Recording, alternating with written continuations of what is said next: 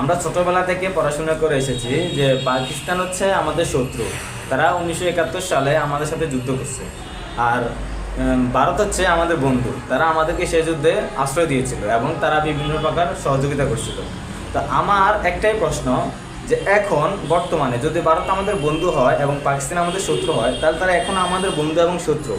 তো ভারতে এখন তারা পানির বাঁধ ছেড়ে আমাদেরকে পানি দিয়ে আমাদের হাজার হাজার মানুষ মারা যাচ্ছে এবং লাখ লাখ মানুষ গৃহ ছাড়া হয়ে গেছে, তাদের ঘর বাড়ি সব কিছু ছেড়ে দিয়েছে। আর কত মানুষ কত জায়গায় এখন আশ্রয়ের জন্য প্রার্থনা করছে।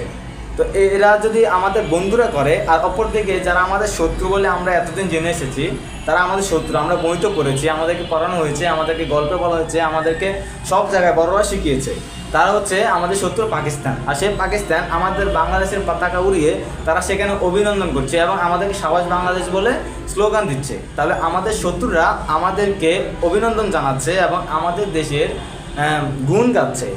তারা হচ্ছে আমাদের শত্রু। আর যারা আমাদের বন্ধু, তারা আমাদেরকে পানি দিয়ে আমাদের মানুষ মেরে তারা আমাদের বন্ধু হয়েছে। এখন আমার একটা জিনিস সবার কাছে চাওয়া, এবং আমি এটা সবার কাছে জানতে চাই যে আসলে প্রকৃত বন্ধু কারা?